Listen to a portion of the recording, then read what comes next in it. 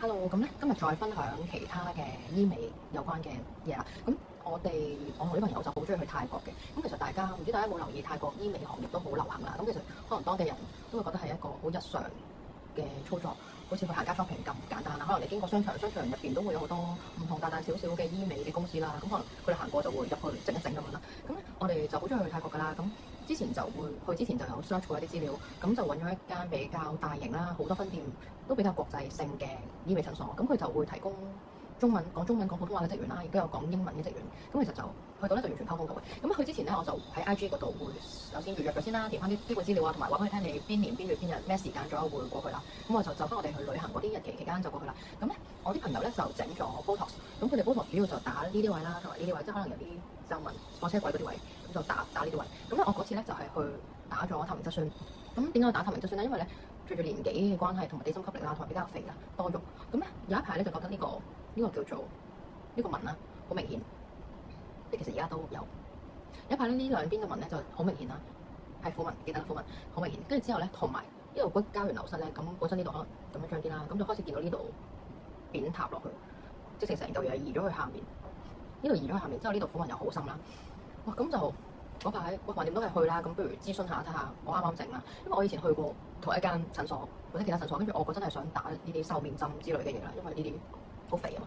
咁其實咧佢哋都泰國嗰邊，我覺得好嘅地方就係佢唔 hard sell 咯，即係我話好肥啊，想打呢啲咁樣加上去，佢係有嘅，好多選擇可以俾你打。但係咧因為佢坦白同我講話，你呢啲針咧其實你要長期 keep 住打咯，可能真係起碼幾個月或者半年就打一次啦。咁佢知道我哋係遊客啊嘛，咁我都會成日去打。咁佢就話你呢啲唔 keep 住打咧，你即係繼續食嘢，你都係大概咁肥嘅話咧，你好快冇效。即係佢直接同你講話，其實即係冇乜效。直接同你講，即係佢唔會 hard sell 你話你咁肥你打啦有效。佢直接同你講 keep 唔耐冇效，你唔需要打，唔好打，除非你自己減肥減到冇收，減到冇晒肉，咁都唔係嗰個意思啦。咁就冇打到嘅。咁但係之後咧，呢次因為個虎紋同埋呢度蘋果肌嗰度太多啦，咁就問佢啦。咁佢都今次都有建議我打嘅。咁首先我哋就揾咗一個講普通話嘅職員去同我哋介紹啦。咁其實佢哋都唔會話點 hard sell 嘅，佢就直接同你講話，可能你呢度打幾多，呢度打幾多，咁大概幾多錢咁樣啦。咁佢咧仲有好處就係，可能我兩個朋友想打 Botox 啦，佢哋係可以 share 個劑量，咁你就自己除翻個價錢啦咁樣。咁我最尾咧就係聽醫生嘅指示咧，就呢度打咗1 ml，呢度打咗1 ml，跟住呢度就0.5咁樣嘅。咁其實到而家咧就應該係未夠1年，好似8個月左右啦，8個月9個月左右，咁就係而家咁樣。咁可以擺翻之前啲相對比翻嗰個分別啦。咁可能而家你都會見到仲有啲虎紋啦。咁但係之前就可能咁樣咯，咁深係啦。咁咧其實佢呢個透明質酸就話可以 keep 到半年至1年睇情況。咁我覺得而家都仲還可以啦個效果。因為咧其實我摸落去咧呢度仲會有少少硬硬地，即係佢個透明質酸仲喺度嘅，仲摸到嘅。咁我如果仲係有嘅情況下，我就唔會再去打啦，因為我驚再打到會變到好膠啦。咁都可以擺翻啱啱做完嗰陣嗰啲相俾大家睇啦。咁其實一開始做完嗰陣咧，呢度都真係好脹。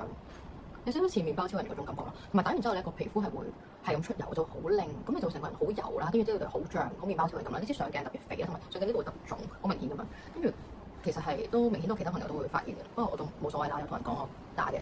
咁我覺得而家去到呢個就變翻比較自然啲咯。咁但係我就唔會再短期內唔會再打住啦，因為我就費事變到好硬好膠咁。但可能之後我再打都係打翻呢度啦，都係打翻少啲劑量0.5咁就夠嘅啦。1咧可能唔夠嘅，之前呢度打1其實都比較好脹，咁就其實有少少唔自然嘅。咁整體上都覺得打完之後我覺得係滿意嘅，即係覺得好似成個樣會後生啲、提升翻啲咁樣。咁價錢咧就大概係7000蚊港紙，就打呢兩度1 ml，跟住0.5咁樣係啦。咁另外 Botox 嗰方面就會再平啲嘅，係啦。咁我覺得 Botox 都幾抵喺嗰邊打。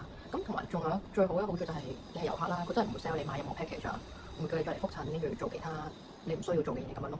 跟住我哋整嗰陣咧，佢 service 都好好嘅，有埋珍珠奶茶俾你飲啦，跟住有梳化床俾你攤住凳咁樣啦。咁做嗰陣咧都見到好多當地人去做啦，就係泰國本地人，咁佢哋就會可能吊啲美白針啊咩，吊啲嘢喺度。咁我就冇去特別去了解，好似為回復青春嘅一啲注射入去嘅嘢或者美白嘅嘢。咁嗰個會注射入去嗰啲咧，我哋就唔考慮啦。咁我哋都主要係做普通嘅打針咯，係啦。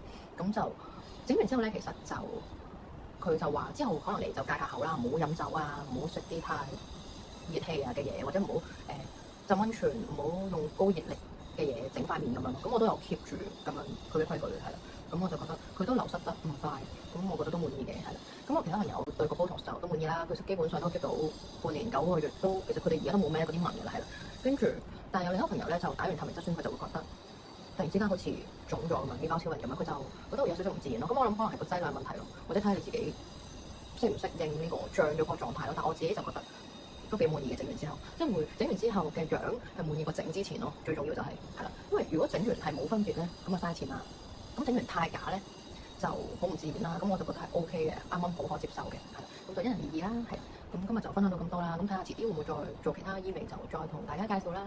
咁診所咧就唔特別講啦，可能大家問我再俾翻啲資料大家。不過我覺得嗰間係唔錯嘅，係啦，都幾國際性，同埋所有 service 啊、醫生啊都 OK 嘅，都幾專業嘅。